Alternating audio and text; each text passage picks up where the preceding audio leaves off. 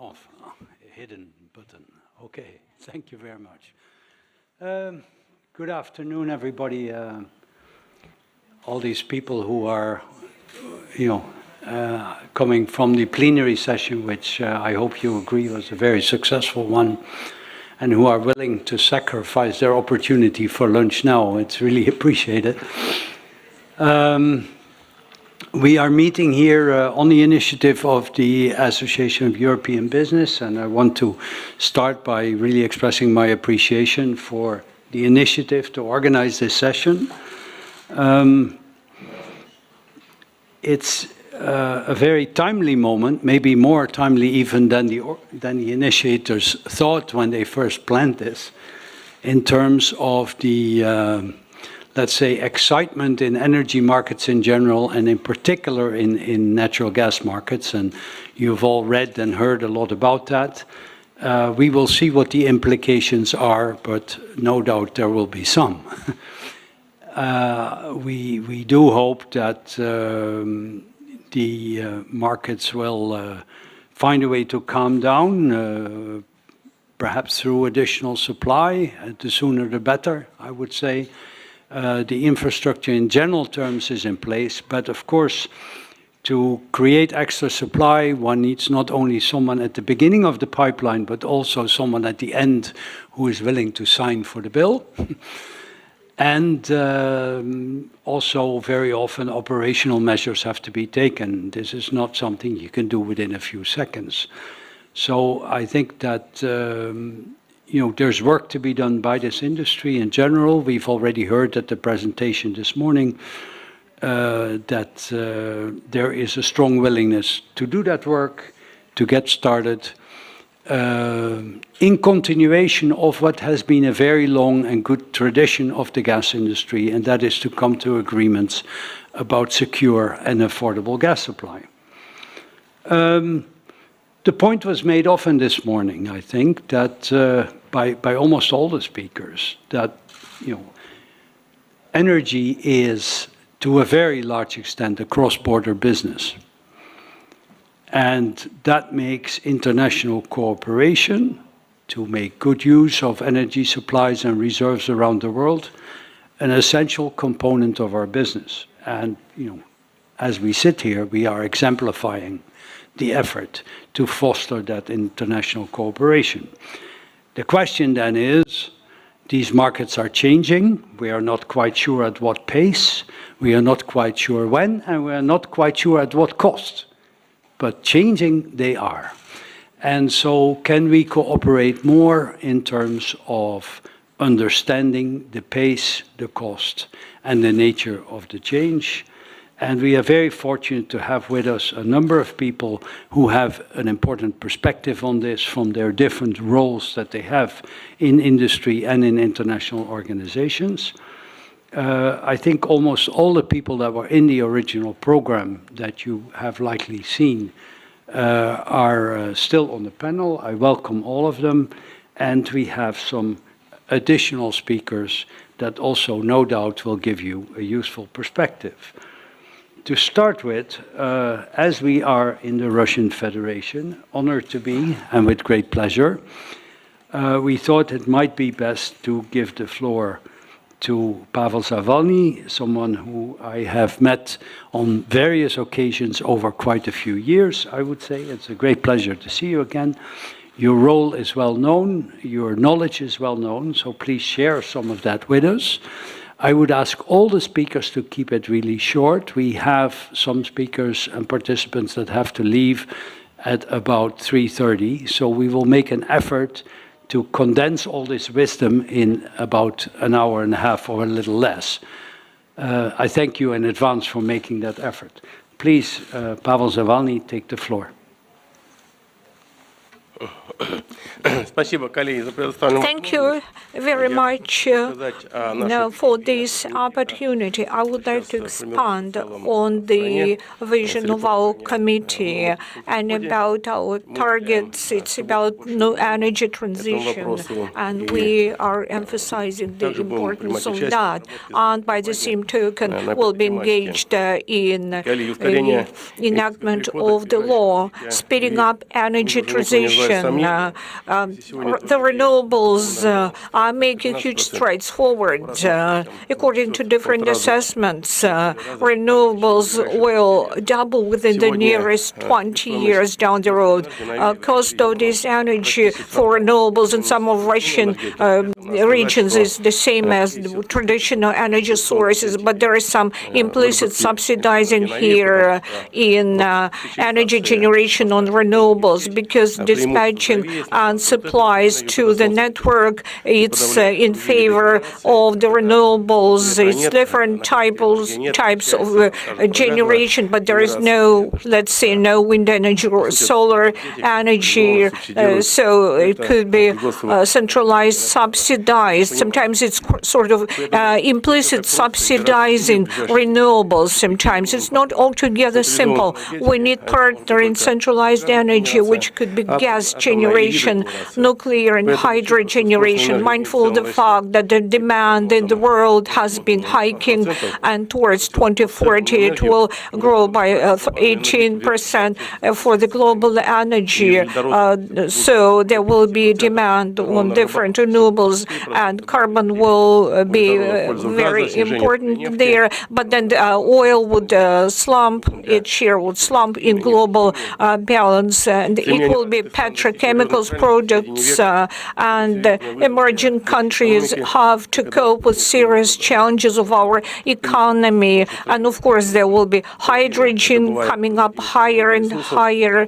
There are lots of the resources, but there are lots of challenges hovering over us. We should streamline the strategy of low carbon development of our country and export. We plan just to cope with the global agenda and also to form our own development, our own skills and competences, and directing the revenues from export of oil and gas into that development. There are different documents there to cope with climatic changes, but all those tools should be fully recognized by our partners, and then they would embed into international trajectories of low carbon economy and regulation. It's very important for us.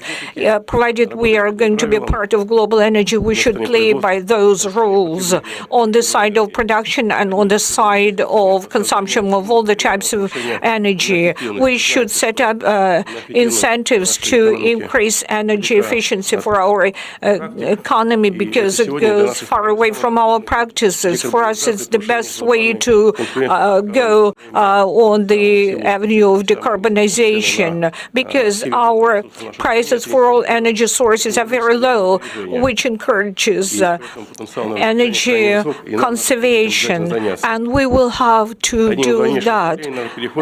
And as to energy transition, for our country is about development of hydrogen energy. Today it was said also that the world is in favor of green hydrogen, but we think that green hydrogen is most expensive way of getting energy, and there will be interim transitory period when we can obtain it differently, let's say from natural gas, because there are huge reserves of it, and it will be like 4 trillion cubic meters. So gas will be with us at least for 60 years down the road. And there is also gas in the hydrates, so we have got plenty of resources. We should not be fearful that we'll run very short of the gas. Another thing is that maybe the demand for gas might stall or reduce drastically, and we should develop technologies using renewables to recover hydrogen whenever it's expedient, and use nuclear energy as well. We should embark upon international cooperation. Our goal is to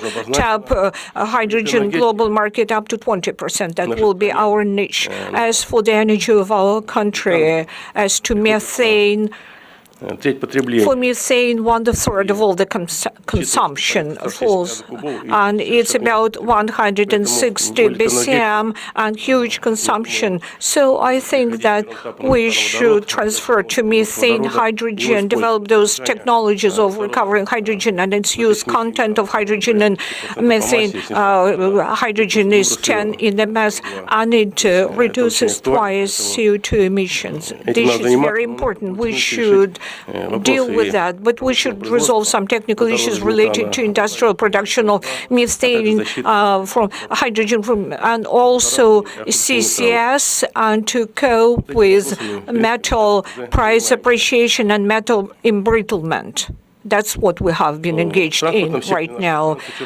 Transportation sector of our country, reserves of hydrocarbons and energy. In automotive sector, it will be topical for big metropolitan areas as Moscow and St. Petersburg, and we should create transportation vehicles with like EVs, but working on hydrogen, and this is very important, and we need regulations and legal frameworks for that. In our country, regulatory framework on hydrogen is almost absent, or at least is not development for us broadly apply using LNG in transport. Now, task force of high level is put together to develop new energy in our country. There is a sub-task force which will be dealing with the development of regulatory frameworks. We should do it in thorough details.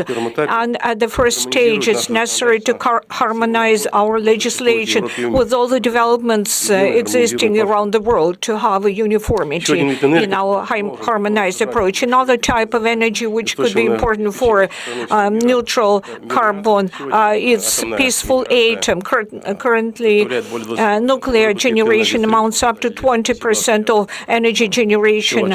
It's about 20 billion kilowatt hours per annum. So nuclear energy guarantees safe deliveries of energy at affordable prices in all the countries and reduce the adverse impact upon atmospheric air by reducing greenhouse gas emissions. There will be referent blocks.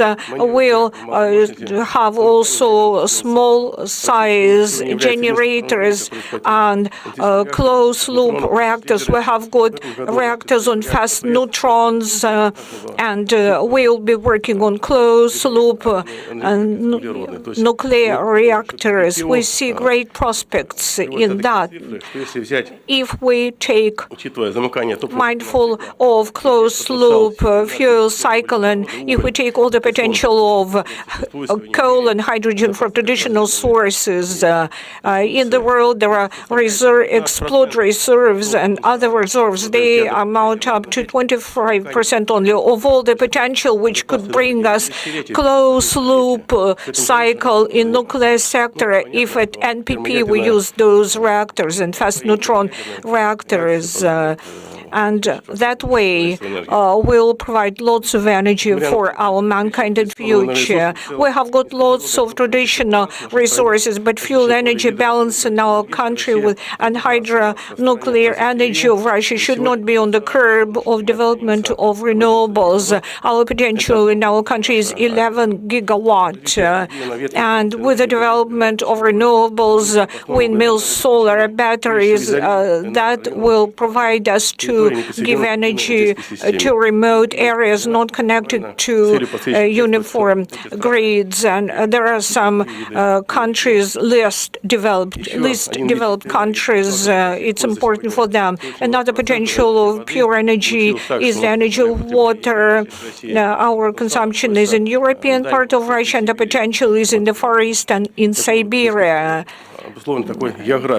That is our geography and its specificity. But there sometimes could be a shortfall of electrical power capacity in HCR and China when they are on the way to transit to cleaner energy. So we should construct plants in Far East and export energy to China. It should be cross-fertilizing reciprocative project. That is just the proposal. Thank you.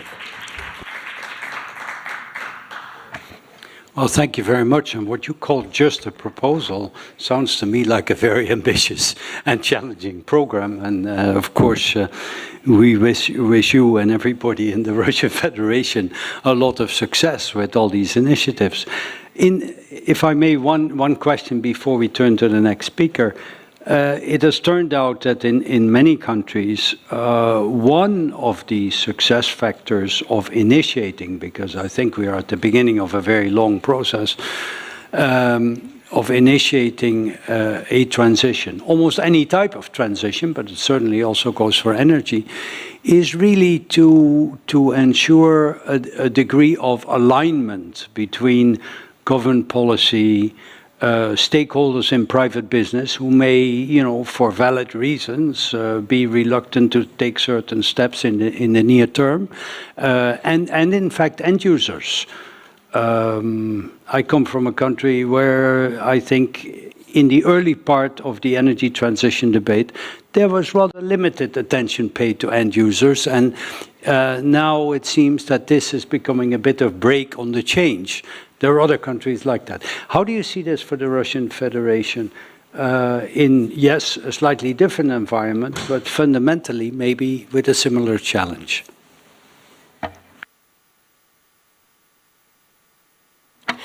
You know something? Quite recently, there is no smooth dialogue on different ways of cooperation between Europe, EU, European Commission and Russia, although we keep reiterating that there are some spheres of mutual interest, like energy security and safety in energy transition. That could be the basis for cooperation between Russia and European countries. Unfortunately, due to different reasons, this dialogue is not there. It's great that we have got this wonderful venue of St. Petersburg Gas Forum. In my presentation, I mentioned that we are interested in such a cooperation where energy power, we export more than 50% of all the resources we recover. We would like to be part of global agenda on energy transition and to offer the entire world new sources, hydrogen, nuclear energy, commodities, and so on. We are willing to participate and add the input to the pipe so that all those developments around the world, developments of new low-carbon legislation, support of carbon-free energy, we should be part of this uniform standard. So at the end of the pipe, everything would be harmonized and we would participate, because energy safety and security is about both upstream and downstream production and consumption. We should be aware that all the new sources of energy would be more expensive vis-a-vis conventional ones. It will be more expensive, and we should right-size those costs for businesses, for science, for consumers. We do it only through joint endeavors and competition of different sources of energy between themselves. Only that will accomplish a lot for separate countries and for the entire world. Thank you very much. And yes, one cannot agree more that, the beneficial interdependence, as I've sometimes called it, between, for example, much of Europe and the Russian Federation, is a very good reason to have an intensive dialogue about the developments in terms of the energy transition and what can be done to cooperate in that field. So at least you have quite a few supporters on that approach, also, I think, on the European side. And we will hear more about that today. Thank you again. Next speaker, Tadeusz Schilling, CEO of the Association of European Businesses and initiator of the event. Thank you again, and the floor is yours. Thank you so much. Спасибо большое, Marcel. Thank you very much, Marcel. My special thanks to you as well, for your, Pavel Zavalny, for your wonderful words, for your willingness to develop this collaboration, even amid lots of challenges and turmoils. We should carry through with this, because we have been working since long way back with your committee and with AB. As to to our picture, which is here, this bridge. And last day, we had a very big event in St. Petersburg to celebrate 25th anniversary of existence of AB, and we entitled this big Petersburg event From Window to Bridge. It was right here in St. Petersburg where Peter the Great cut the window into Europe, as we say, symbolically. And currently we are in the situation whereby on the basis of all this wonderful heritage, plethora of contacts, plethora of joint contacts, everything has been quite streamlined. But there we go again.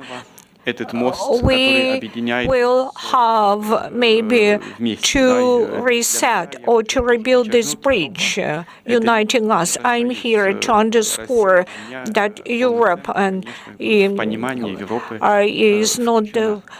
is in Europe, and Russia is included into this cooperation, mindful of the energy relationships. That's where international cooperation has pursued the avenue of carbon-free energy supply. Towards this end, we are here to contemplate the future and to look back as well at what we did. And here, quite hopeful that the cooperation in the energy sector, or to be more precise, in the gas production and gas industry, that's a success story. During the time of the Cold War, we laid the foundation which is nowadays used by the Russian and European energy market relations. And these relations has so far been quite successful, despite numerous crises, despite some external political factors and other numerous factors. So I have quite a hopeful look into the future. I do see this hope. И сегодня, 6-7 лет после того, как возник эти большие after we saw this huge geopolitical tension and this global contradiction on certain fundamental issues in our relations. So today, after these 67 years, we see that our relations in the energy sector still have this solid foundation, still have this really solid backbone. We see some other industries facing tension and issues in communication. Economies are still making the investments. We see new factories, new production facilities open, and we do participate in that. Investors are still highly interested in the Russian market, and we see that the pandemic hasn't changed much in this respect. That was the second thing that makes me really hopeful. But that's a challenge at the same time. I have just said that economic and in particular energy relations and cooperations is the foundation of our cooperation. So this green transition actually impacts this foundation. If we go through this process together, then we have to actually reconstruct the foundation of our relations. And I cherish the hope that this sustainable energy supply, carbon neutral energy supply, will in future be still that solid foundation and backbone of our economic relations. To meet this end, we've got what it takes. Russia has got what it takes. Russia has a lot of advantages. We really have a lot in store for us. And Europe is also highly willing to continue this cooperation and has a lot to offer to Russia. We have already touched upon a few questions. For example, Mr. Zavalny spoke a lot about related technologies in his presentation, and the plenary session featured a lot of relevant reports. To meet our agenda, we have to strengthen our strategic dialogue at the highest level. And not only that, we should not forget about the technical aspect. This dialogue has to involve heads of state and supranational structures such as European Union, so that to engage the efforts of academia, business, and governments. And I'm sure this is possible. On behalf of the Association of European Businesses, we fully support these initiatives. To promote this agenda, we have established the Green Initiative Platform. Doesn't sound like a unique name, right? But still, the choice was made on purpose. The name is not accidental.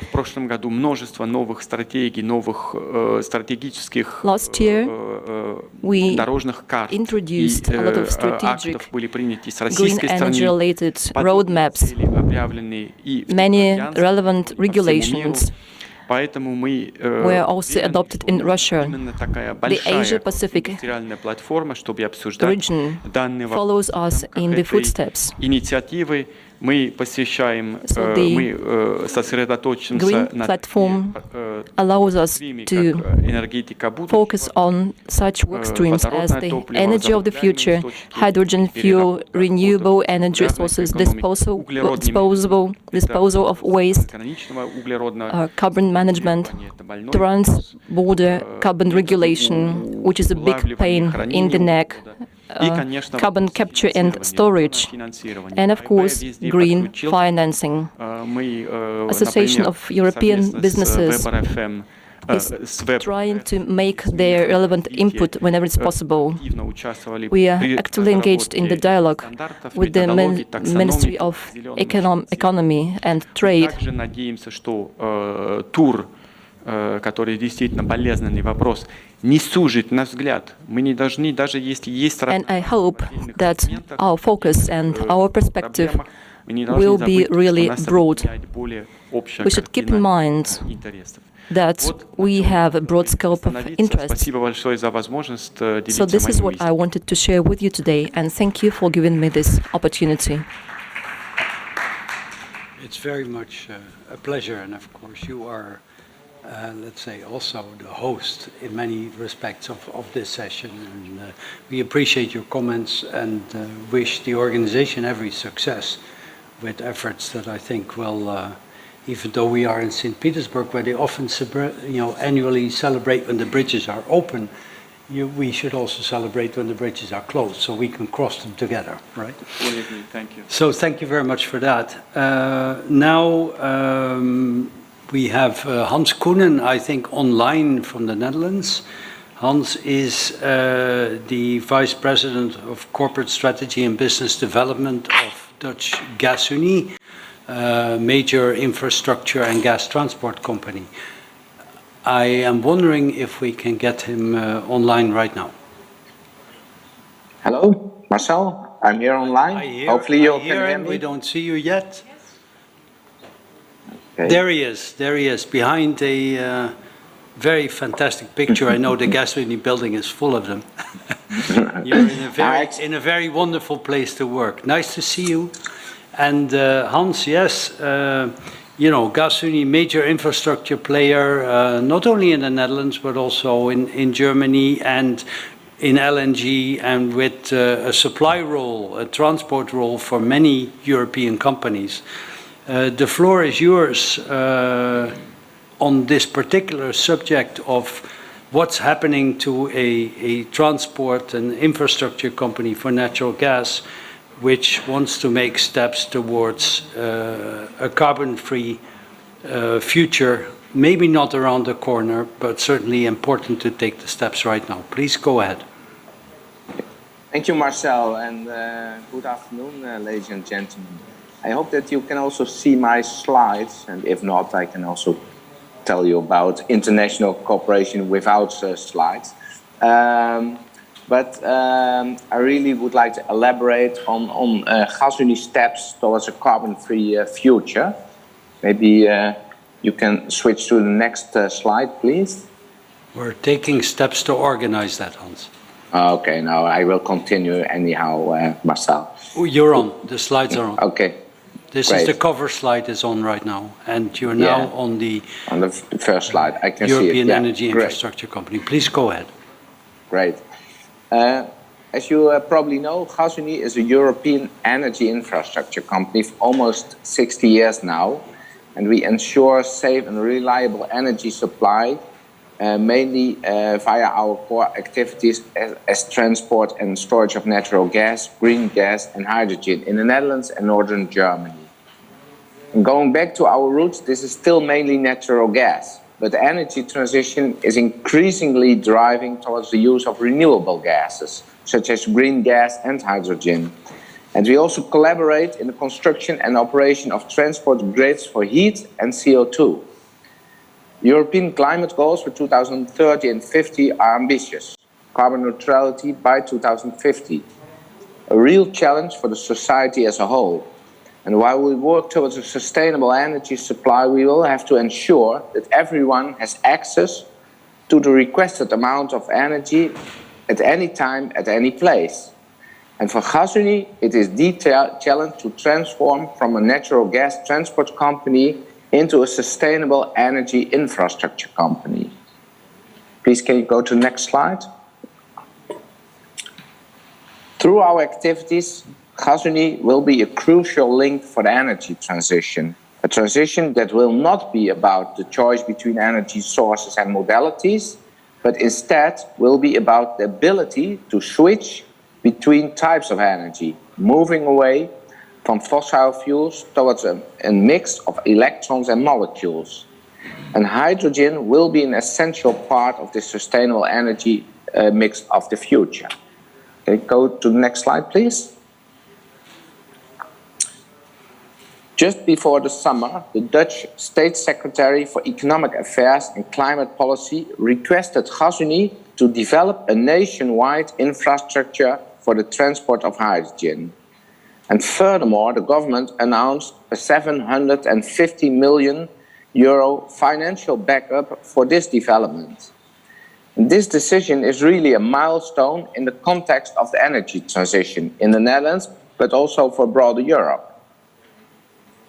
Gasunie is happy to make its contribution to the further development of hydrogen in the Netherlands. It is good for our country's leading position in this field. In fact, the Netherlands will be the first country to make a substantial part of the existing natural gas network suitable for hydrogen.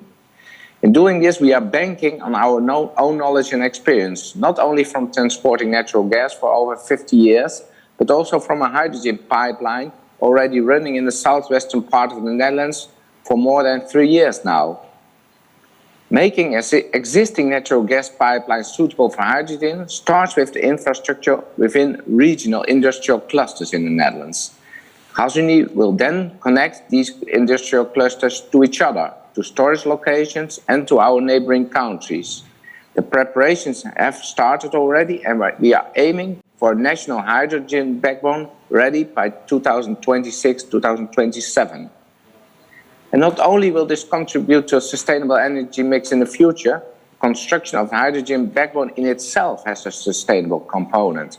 Around 85 to 90% of this infrastructure will consist of current natural gas pipelines that we will reuse, leading also to costs that are 4 times lower than would be the case with a completely newly built backbone.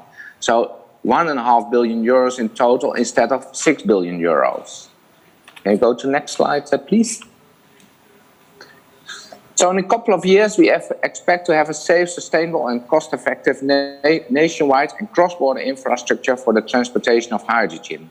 And to boost the hydrogen ecosystem, we are also very active in additional hydrogen activities, such as electrolysis and the storage of hydrogen in salt caverns. where we have made important progress in the last couple of weeks. So we have just finished a demonstration project for storage of hydrogen in salt caverns. And as I mentioned, there are more areas Gasunie focuses on as part of the energy transition. We participate in an important and big heating project, where the waste heat of the Rotterdam port area will be used for heating tens of thousands of houses and the horticultural sector. There are also projects going on CO2 storage and transport, like the Porthos project and the Aramis project, aimed at storing CO2 from industrial areas in empty gas fields deep under the North Sea. We enable the switch to green gas through projects like supercritical water gasification. And until the carbon-free energy mix is achieved, such solutions help to reduce the amount of harmful emissions. Can we go to the next slide, please? So the energy transition opens very exciting opportunities for gas industry companies, both on national but also on international level, taking us into new innovative directions. We cannot do this alone, and cooperation and support is necessary, as we can see in the Netherlands. And we welcome similar initiatives of the government of the Russian Federation on the development of hydrogen energy, as well as the upcoming national plan for the Russian economy to adapt to global energy transition. Charles Darwin once observed that not necessarily the strongest or most intelligent will survive, but those that succeed in adapting themselves best to their environment. Companies in our sector have proven to be very strong and intelligent so far. Now it's time to adapt ourselves to the changes of these times in a safe, reliable, sustainable, and mutually beneficial manner. I would really like to thank you for your attention. Marcel, the floor is yours again. Thank you very much, Hans. If I may, Hans, one question to you, trusting you're still online. Sure. That particular question relates to the necessity, obvious necessity, I would almost say, of cross-border cooperation. Are you satisfied with the cooperation so far with the neighboring gas infrastructure companies, and also because this affects regulatory issues which are at the national, the local and the European level? One needs to cooperate within the industry, but also public-private cooperation. A start is being made. I know that there are state visits and that these are always good opportunities. Is there more that can be done? Yeah, that's a good question, Marcel. I think so far the cooperation with neighboring countries, neighboring network operators is quite well. As you very well know, we had the strategy of the Northwest European gas roundabout for a couple of years. And that was really focusing on international cooperation for the transport of natural gas. And at that moment in time, we also, as you very well know, joined, for example, the Nord Stream 1 project. So it's all about cooperation. Now we will have to adapt for a new era where we also need to form corporations, for example, on this hydrogen infrastructure, because we can build quite quickly a hydrogen infrastructure in the Netherlands, being ready in 2026. But when it stops at the border, it doesn't help us. It maybe helps us a little bit in the Netherlands, but it doesn't help, for example, Germany in the rural area and so on to decarbonize the industries. And that's where cooperation needs to kick in. We are making steps, but you are fully right. We need to make more steps, and we need to take faster steps as well. And that's not, and that's about working together on technical innovation, but also, for example, on regulatory frameworks.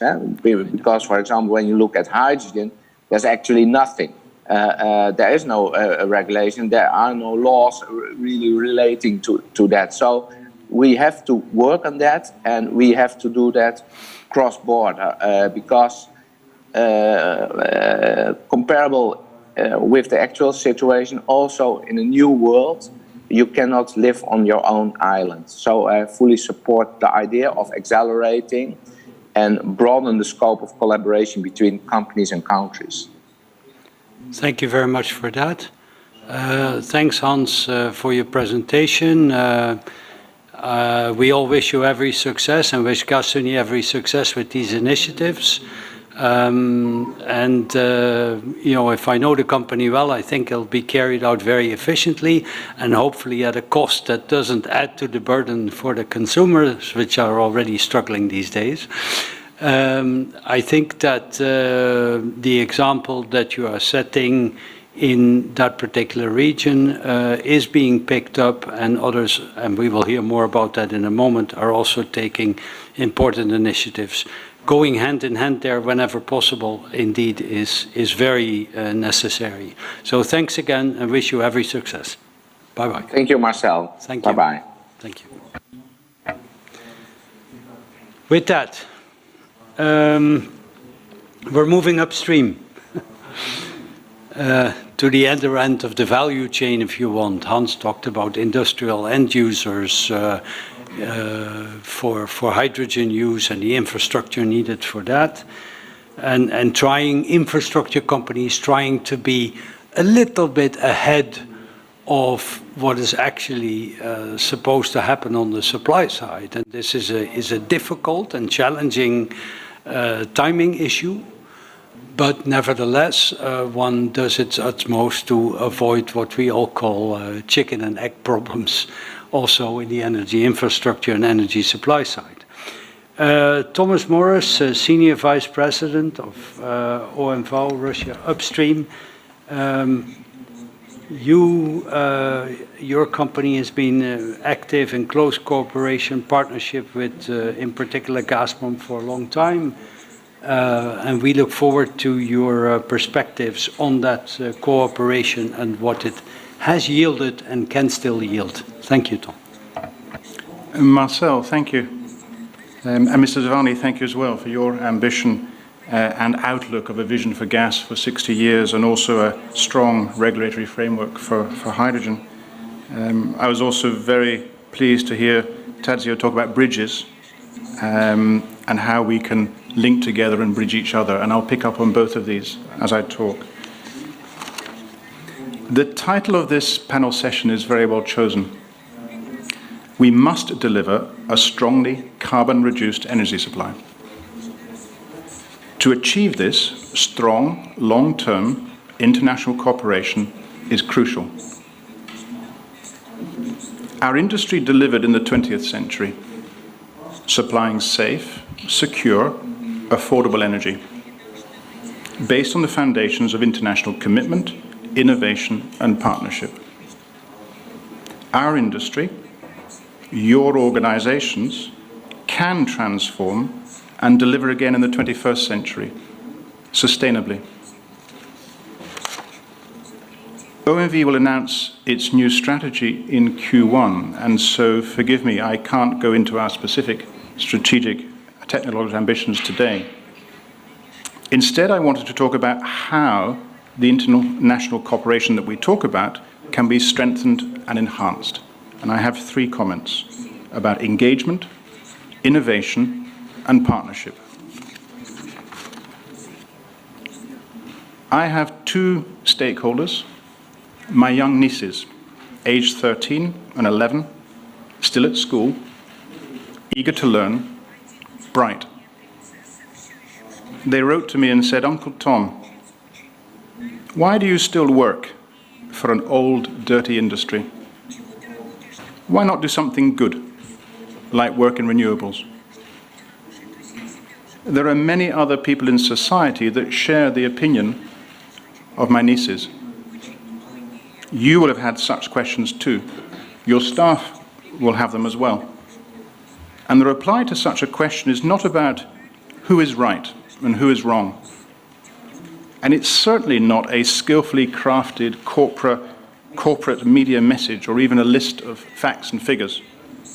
It's about listening, engaging, showing respect for their point of view, earning their respect in the way we engage with them, showing them that we are part of the solution and enabling the transformation. My second comment's about innovation. Our industry is already pioneering the technological innovation that is needed for climate transition. The Petroleum Advisory Forum and the Skolkovo Moscow School issued an excellent report on energy transition in Russia. Oil and gas companies are very well positioned to help address the transition challenge. Our industry has the science, the engineering, the financial and managerial expertise to reverse greenhouse gas emissions. But innovation is hard. You cannot choose one single solution, one single winner. And it takes a strong effort by many organizations, if you will, an entire ecosystem for innovation to flourish. OMV is proud to partner with Gazprom. Our various business, scientific, technological, and academic collaborations are all helpful in the sense of innovation, engagement, and partnership. One highlight is the delivery by our joint venture company, Severneftegaz Gazprom, of their 100th well in the challenging tight gas Turonian formation, the first such development in Russia. And with a combined novel approach to analyze data while drilling, it's been done 30% faster. Operational efficiencies like this are key to reducing emissions. We're also very proud, together with Gazprom, to invest in our youth, whether it's Gubkin University degree programs or the Youth Forum, which is going on just now here. Future innovation is going to come from future generations. My third and last point about partnership. Our industry specializes in consortium and joint ventures, working in partnership. It's what we do well. We have the existing partnerships needed to deliver innovation at a global scale. We also have the skills to develop new partnerships where needed. The complexity, the cost, and the duration of our projects means that a stable investment climate with clear market signals is so important. But also, as was mentioned by Mr. Zavarny, the technical regulations and standards are key, especially as we move towards storing carbon for generations underground and fueling vehicles and homes with different combinations of methane and hydrogen. Business, governments, and societies do align, but need to align further. And the Russian Hydrogen Task Force is a good example. Pooling our resources and working together has been our industry model. We should treasure that, and we should strive to sustain and build those friendships further. And to close, in 2017, OMV made the strategic decision to invest into upstream production joint ventures with Gazprom in Russia. Their low-emission, large-volume gas and gas condensate fields with low production cost are a key enabler for the energy transition. I am proud of the contribution that our industry has made and continues to make, and particularly the Russian gas industry. Alexei Borisovich Miller spoke recently of his vision for a further 100 years of gas as a source for energy from Russia. His vision is exciting and important. You are all part of the international cooperation that will deliver the safe, secure, affordable, and sustainable energy. For this, we need your engagement, your innovation, and your partnership. Thank you.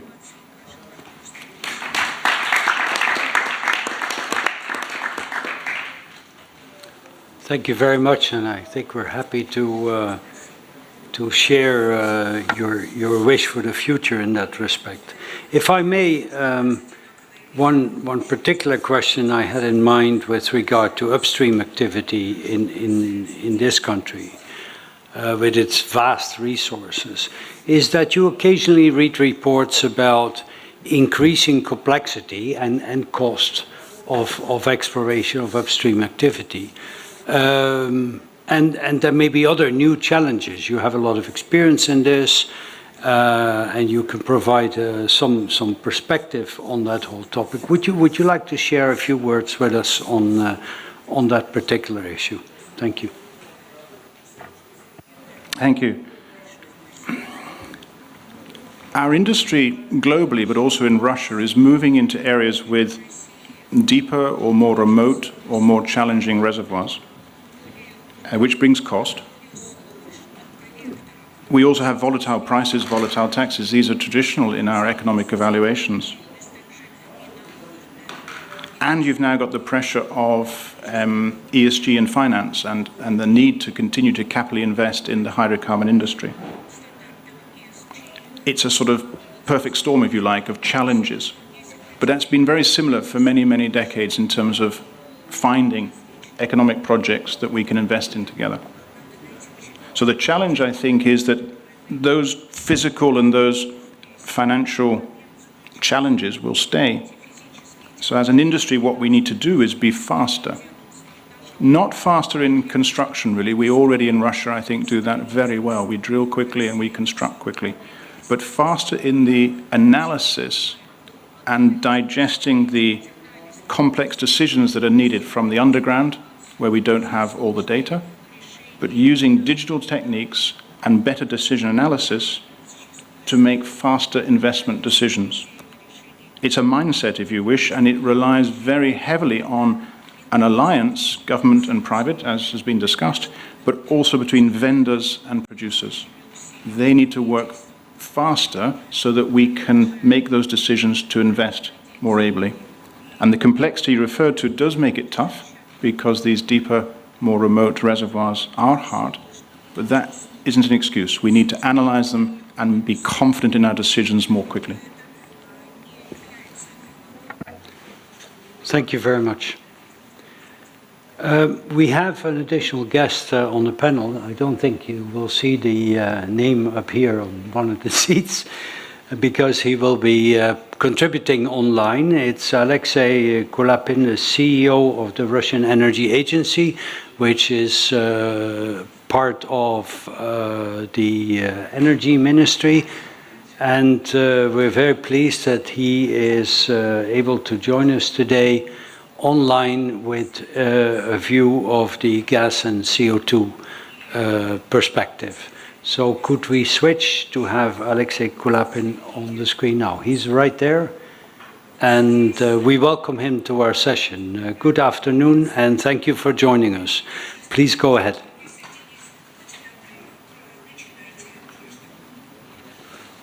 Thank you very much, dear colleagues. I appreciate having been invited to this very serious event, such as Gas Forum. A few words on the current situation. It's common knowledge that currently in EU the situation is quite challenging, mindful of instability of power generation from renewables, and again the backdrop of the shortfall of reserves of the fuel sources in the storages, the slump in global offer. Energy security and safety should be important. Energy transition should not jeopardize the situation for consumers as well. The other day, Vladimir Putin was speaking at the meeting of Third Energy Complex of Russian Federation, and he underscored that the global energy market doesn't like shifting and running around and going overboard. We should be very prudent not to disbalance fragile situation. I'll continue quotation. We don't need this speculative fuss. We should not undermine the trust towards Russian gas sector. I'm here to highlight that security for all is global task. Global trend for energy transition has been scaling up, but transition to energy supply exclusively based on the renewables cannot be done overnight. We think, and that is confirmed by the outlooks of top-notch market researchers, that hydrocarbons will be there for us for several decades down the road. And the International Energy Agency has got different forecasts and conservative scenario. Oil and gas consumption consumption will hike until the year 2040. According to other outlooks, it will be the change in the goals for which oil and gas as resources would be purchased. Hydrocarbons would be used not as much as sources of energy, but as stockpile to produce other commodities and other goods. Oil and gas sector is providing with lots of jobs for different high-tech sectors of economy, boosting up R&D and so on. Natural gas is a transitory fuel towards carbon neutrality of economy. It's most pure mineral volume when it comes to the criteria of the volumes of greenhouse gas emissions established by UN Framework Convention on Climatic Changes. Emissions of greenhouse gases throughout life cycle of power plant working on fuel oil is by 40% higher than those who work on solid fuels. And vis-a-vis the coal plant, these emissions are by 50% higher. So transition of energy from coal to natural gas would be energy efficient and improve the quality of products. Demand of natural gas has been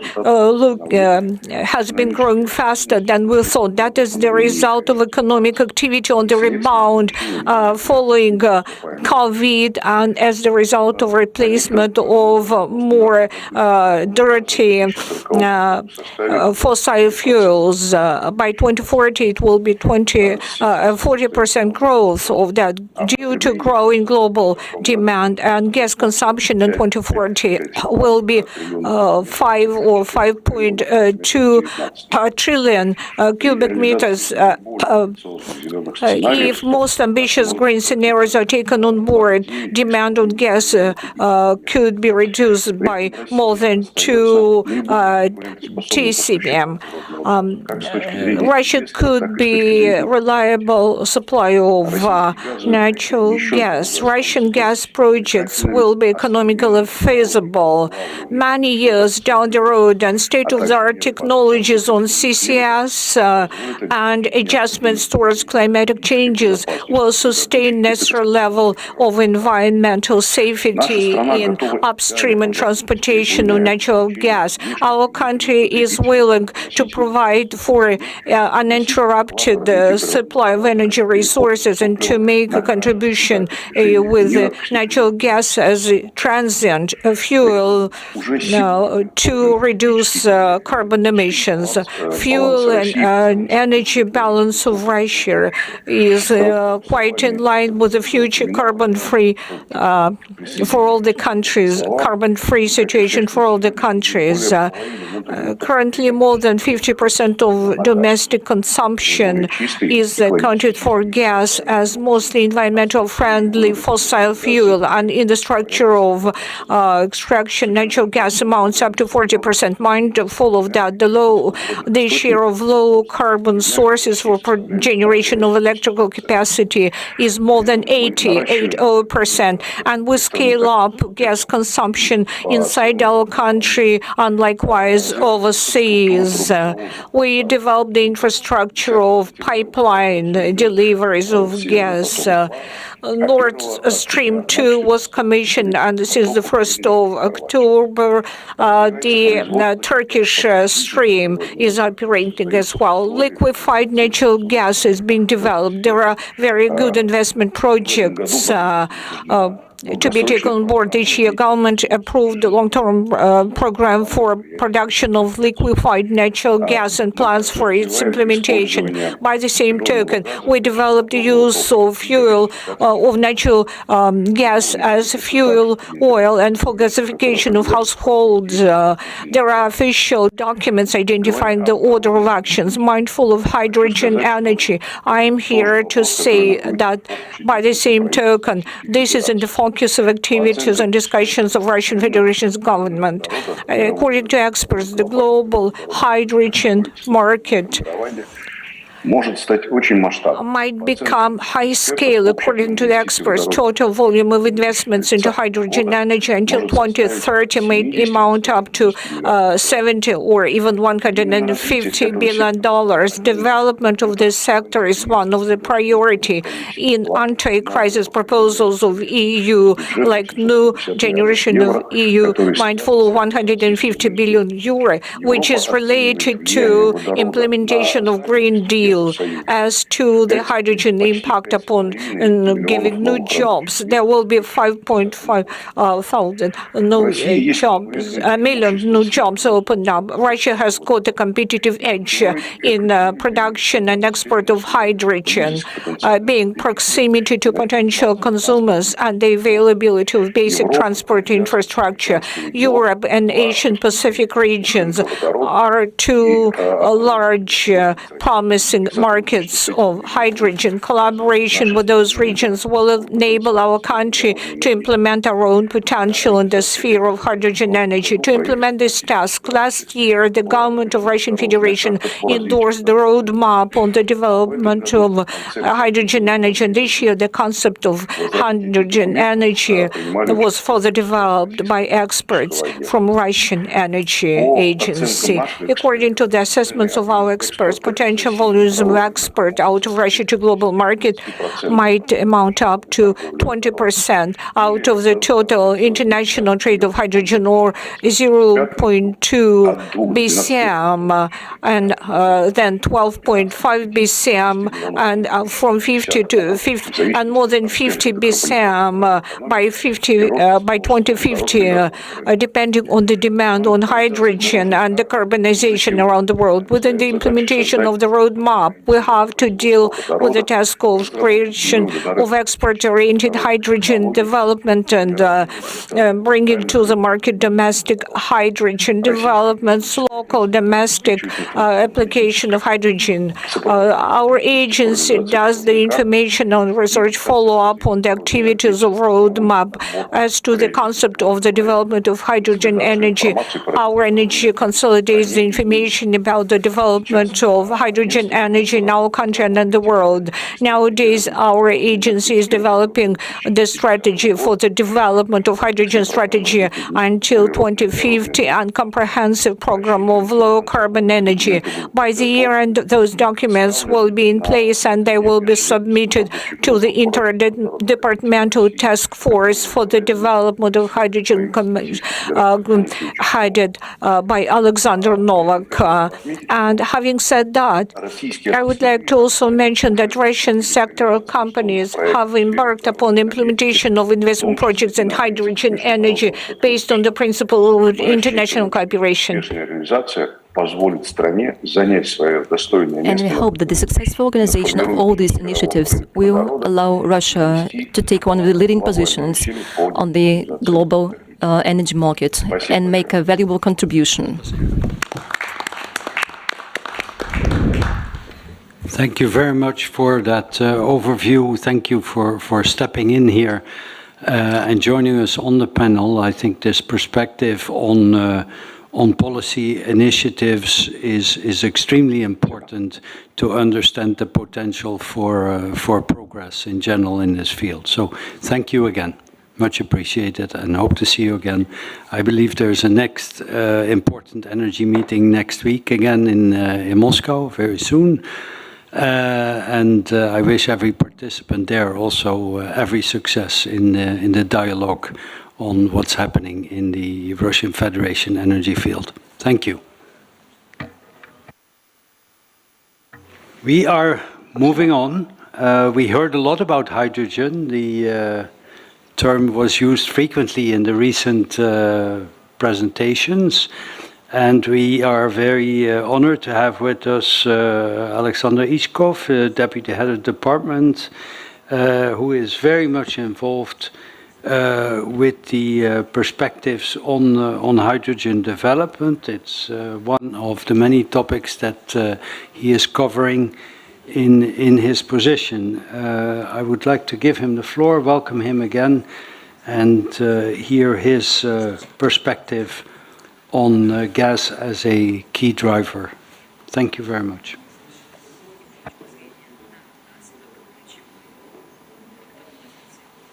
Спасибо, коллеги. Я не хотел бы Thank you, ladies and gentlemen. I don't want to repeat on what has already been said today. The only thing I'd like to highlight that yesterday and the day before yesterday, Vladimir Putin held two really crucial meetings. The first one focused on climate change, and yesterday, this is what Mr. Kulapin mentioned, focused on energy issues. I think what was discussed there is available, and we can find all the relevant statements in the open access. And I think what has been said there will actually define Russia's policy in the energy sector. For a few moments, I'd like to focus on the aspects related to our cooperation. Our cooperation is quite wide in scope because Gazprom has partnerships with over 30 companies, and every partnership agreement has some items related to decarbonization and climate issues. And for the last 2 years, of course, we have been focusing on hydrogen. A few weeks ago, Gazprom signed an agreement with the government of Russia. The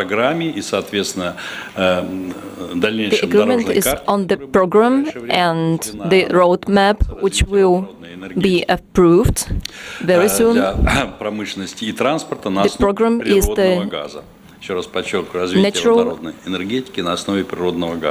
the development of Russian energy sector based on hydrogen obtained from natural gas. So we have pilot projects related to both upstream direction about the CO2 disposal and storage. And of course, we focus on reducing industrial CO2 emissions at the expense of gasification of transport and industry. The roadmap will be published soon, but I also would like to highlight that while developing our cooperation, we should limit ourselves to dogmas, including the climatic ones. If we set a very crucial task related to climate change, then we have to find an optimal, most effective and most feasible for the end consumer solution that should also be related to Paris Agreement. Climate policy is kind of different from economic policies in place. What is called energy transition is very much an economic transition due to increased cost of energy-related products, because the transition to the new kind of energy entails such costs inevitably. So in this first slide, I'd like to show which role natural gas may play in quite an expedient, quite fast and economically feasible approach to obtaining the climatic goals. So let's have a look at this slide. That's now the year 2020, and have the 2020 data. 43% is the share of coal in global energy. CO2 emissions account for 9.8 billion tons. And this is what comes from the coal-based energy. What is the fastest way to achieve our climate-related goals? Say in the nearest 10 or 15 years. That's the time frame set in most strategies. So if we take the lowest quality coal, say brown coal, and replace that energy share with natural gas, then we may reduce the CO2 emissions to 5.2 billion tons, which is actually 4.4 billion tons less than 9.4. So what's this 4.4 billion tons? Then more than the emissions produced by Europe and Russia brought together. Все выбросы всего Европейского Союза. То есть вот эта нулевая нейтральность может в Европе достигнуть. Carbon neutrality may be achieved both in Russia and in Europe through this relatively easy solution. Почти половину, так сказать. Natural gas in Russia accounts for almost half of the energy mix. Атомная энергетика газовая самая низкая из всех развитых стран. Ну, не хотел бы, так сказать, говорить, скажем, 27% угольной энергетики в Германии 27% of coal energy in Germany replaced with natural gas will completely satisfy the nearest decarbonization goals, industry decarbonization goals.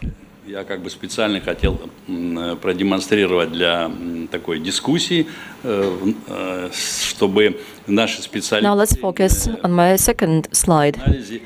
понимали.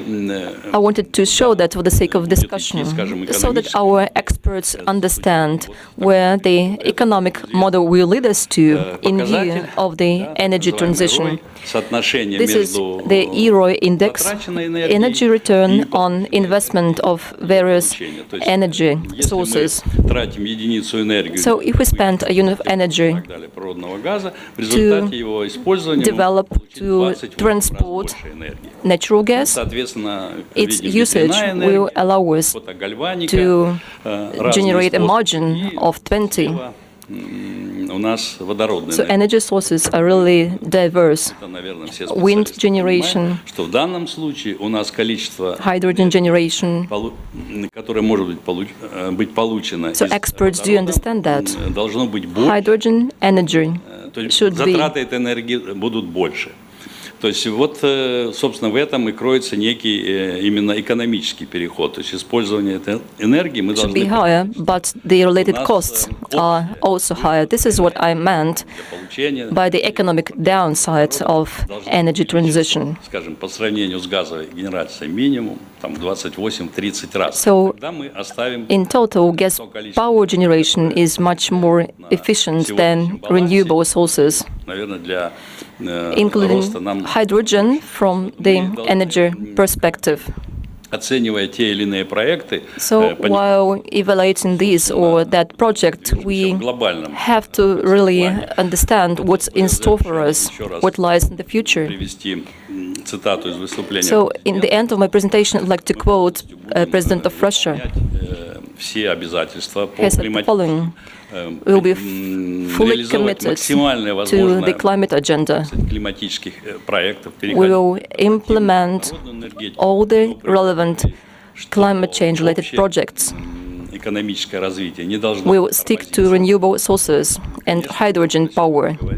However, this should not anyhow impede economic development, and the consumers of energy and consumers of products, the manufacture of which actually requires energy, should not suffer any economic losses. People should benefit from energy transition. Thank you. Thank you very much for that commentary. It somewhat reminds me of a discussion I heard in the Netherlands not that long ago about the risk of being too hasty in taking steps towards decarbonization.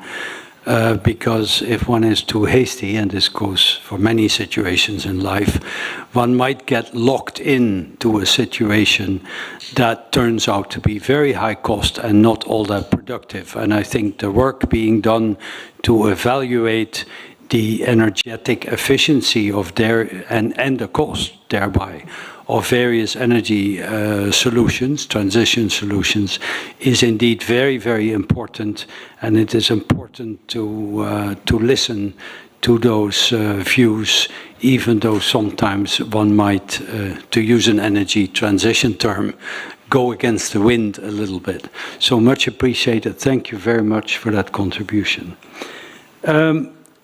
We're moving to a spokesperson for a company which has a long tradition in the trade with Russia, but has an important position in its home country, and that is what we call in English VNG or VNG in Germany. Well-known company, well-known, of course, here in St. Petersburg and Moscow as well, for that long-standing relationship. I remember a great celebration not that long ago of many, many years of the relationship. Konstantin van Oldenburg, you are here. Thank you very much for joining us. And we would invite you to share with us your views on Russia's role in a lower carbon European energy system. Please, the floor is yours. Уважаемые дамы и господа, дорогие коллеги, огромное спасибо за приглашение. Ladies and gentlemen, dear colleagues, I appreciate being invited to today's session. I'm a spokesperson for VNG, Hendon and Württemberg. We are dinosaurs of the industry. We have storage, we have transportation, we have retail trade, and this is our business model. This is the former Eastern Germany. As a managing director, I'm responsible for trade and retail sales. The import of Russian gas is more than 10 billion cubic meters. I mean physical sales to Germany. 18 billion cubic meters annually. I used to frequent Russia before the pandemic. I would visit Russia every month before the pandemic. I have to really finish in 5 minutes. I'm running out of time. I will now switch to English. I've been out of practice with my Russian because of the pandemic, so everything has its consequences, unfortunately. I'm not a politician, so allow me, I'm a commercial guy, let's put it this way. I have to look to the figures. And what we talk about hydrogen, I very much appreciate the slide that was just shown, because it shows the challenge we have on the commercial side. I'm not a politician, I can only repeat that. I have to earn, that's a business model of a company, to earn money with what is to come, whatever is the commodity. And the Stone Age did not end because there was no stone, and the natural gas will not end because there is no gas, it will end because it was decided by politics. And maybe they did not have this slide in front of them when they decided for that, but it was decided. First, a few words. What is our role in Europe, in Germany, in the system between Russia and Europe? Germany is the hub of gas in Europe. We are the center, at the core, the biggest volumes after China if we add up the import volumes and the transiting volumes. And I believe this is something we can continue for the future, whatever the commodity is, but maybe in other timelines than what is told in papers in Brussels, in Berlin, and in other Green Deal concepts. In Germany, we decided against nuclear, we decided against coal plants. We are discussing even not to close them down by 2038, but by 2030. That will give additional demand for something else. And if I look simply, if we talk about cooperation, at the resources of Russia, if I would show you a chart of PetroChina, BP, Shell, Chevron, ExxonMobil and Gazprom, I would need 2 axes. One, roughly 100 to 120, would be the resources of all companies I named, besides Gazprom, and on the other axis, on the right side, I would put Gazprom, which is 5 times higher. I'm only talking about Gazprom, not about Russia itself with all other companies. So from the European point of view, there is no way to bypass for the Energiewende, for the energetический поворот, there is no way to bypass Russia. It's a chance to cooperate and do something together. If we look at the gas market, how it was developed in the beginning, and I think we will see the same development on the hydrogen market, it started very small. It started with first steel, fertilizer, big industrial clients who decided to switch to a better gas. At that time, they switched from town gas to natural gas because it was much more efficient, much better. And what we do now, efficiency-wise, I can only come back to your slide, is not in that direction. We exchange for other reasons. But nevertheless, we will have to do it. It's decided. There's no turn or way back. So we already work on projects to create islands, where is production of hydrogen locally that will be used by big steel, ammonia or methanol companies. And then that's the plan in politics. And that will come like that, like in the gas market. You will have clusters. These islands will connect. But that needs time, incredible resources and investments. And again, I can only repeat it towards politics, time to create that. And I'm not talking about the money that is behind that. And if these clusters will be connected because there is a surplus on production of hydrogen, and I'm not talking about only green hydrogen because we cannot produce that much green hydrogen. That's impossible by physics. We have then maybe the connection of the clusters in the last step, and then we have the market. The market the politicians talk about already today. To develop this way together, we are working in the group hardly on that. We have projects on the storage side, how to deal with hydrogen. We have with ONTRAS, our sister company, that's the Eastern German part of the grid. We are working on together on the backbone, hydrogen backbone for Europe. Huge projects, huge investments, and if we would sign for a blue hydrogen production today here at this place, we will have a lead time, I guess, of minimum 5 to 7 years. And we have timelines by politicians till 2030. And we have to balance that out. And even if no one wants to hear that, we have to tell what are the facts, even though it's not always that welcome. But we have to earn money with that in the end. And I'm not talking about the discussions with the clients. The clients already started discussing with us, big industrial clients, at the level of 60 euro per megawatt hour. It was all in the press. BASF closed down its ammonia production at 60-something, 65 euro per megawatt hour. Now I checked the market. I apologize for having checked my iPad. We started this morning at 100. We moved up to 120 and we went down to 80. And now we are back at, with all like 3 hours, we are back at 110. So in the end, the clients, and now we are with the social side, the people have to pay that. It's not politics paying. Politics has no money. They have tax money. It's our money. The people have to pay it. Hydrogen has the political backing. I try to sum up. I'm 2 minutes over 3:30. Marcel, I'm sorry. I'm very quick. The political backing across Europe is there. It will come. And it has a lot of chances about cooperation, Russia, Germany, Europe. We know electrolysis cannot produce from renewable energies the need we have.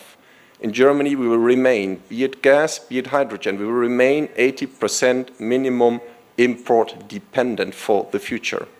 That will not change with hydrogen. But we have to be open, and we have to tell politics to be open for all colors of hydrogen.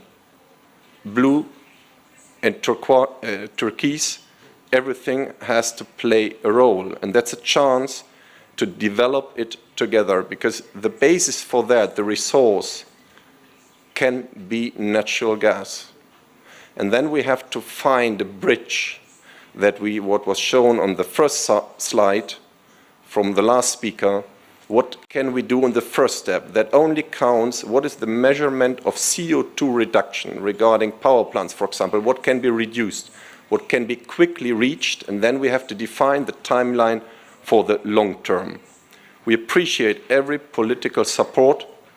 Pavel Zavalny mentioned that, and we are thankful to have agreement between the German and Russian government on that. There are various workshops on that.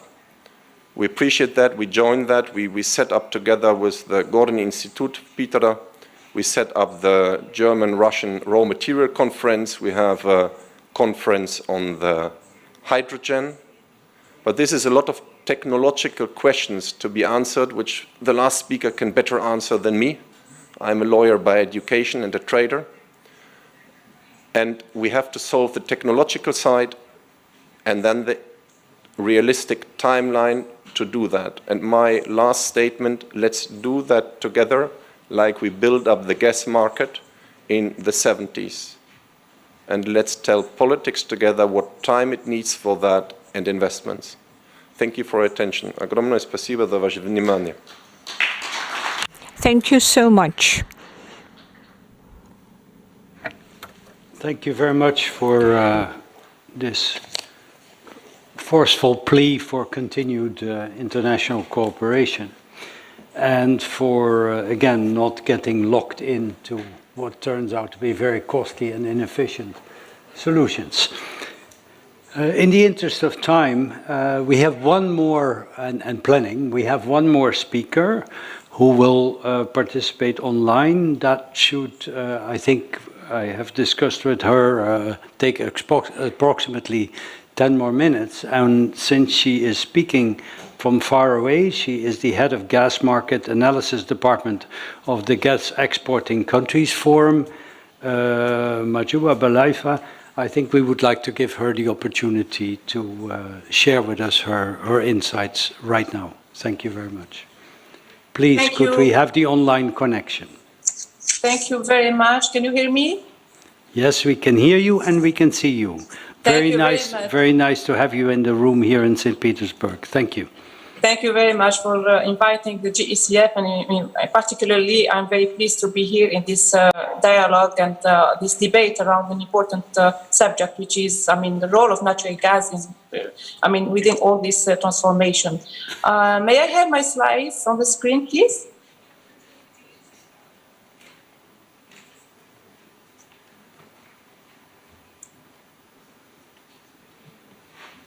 I don't know if... Some actions being taken here. Just bear with us for a second, please. It should be coming. Okay, so I can start before having the slides. So this is actually, as I mentioned, a great opportunity for the gas exporting countries forum known as GECF. To be discussing about the international cooperation towards carbon neutral energy supply. And talking about the role of natural gas and cooperation, the GECF combines both the holder of more than 70% of the global proven gas reserves and the perfect platform for dialogue and collaboration with the cooperation between being the core value of the long-term strategy of the GECF. Are the slides ready? Okay, so can you go to slide number 4 directly? I'm not going to talk about the disclaimer nor about the content. Okay, so one of the success factors in this slide, we tried just to summarize the key success factors for a carbon neutral energy supply in the context of SDGs. So we need a robust economy that can sustain investments, energy access for all, consistent energy policies. In a nutshell, we need mechanisms combining the security of energy supply and greenhouse gas emissions. Slide, please. Okay, so in terms of energy policy, it has been excellently discussed in the previous by the precedent panelists.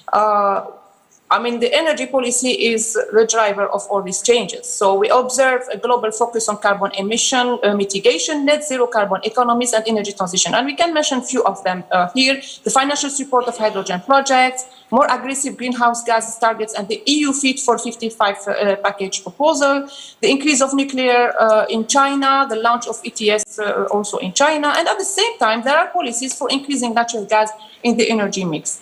Slide, please. So a small focus on the EU Fit for 55, which provides a roadmap with the ultimate goal to reach the carbon neutrality by 2050 in the EU. Why I'm giving this zoom on this? It's because we try to look at the possible impact on natural gas market and gas industry.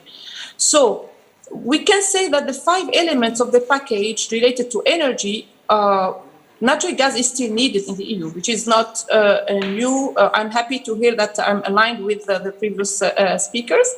So, but even if some of the policies seem to reduce natural gas in some sectors, concerns about the cost to end user for their implementation are raised.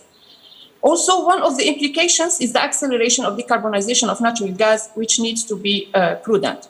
The Energy Efficiency Directive, of course, it will reduce total energy consumption, but we see that for natural gas, there will be more volumes available for areas that are in need of cleaner energy.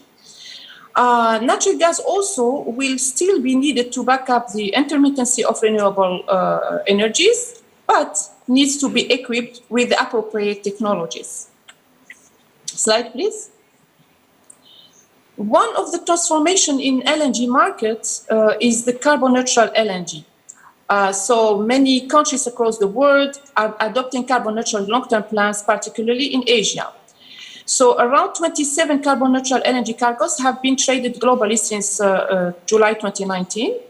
However, this is meager. It's less than 1% when compared to the global LNG trade, but we expect that it will continue to grow.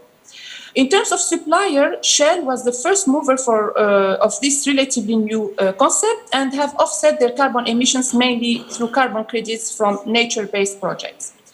Slide, please. If we look at the greenhouse gas emissions along the LNG value chain, we see that 75% of the total emissions are attributed to the final consumption, which is within the control of the final consumers.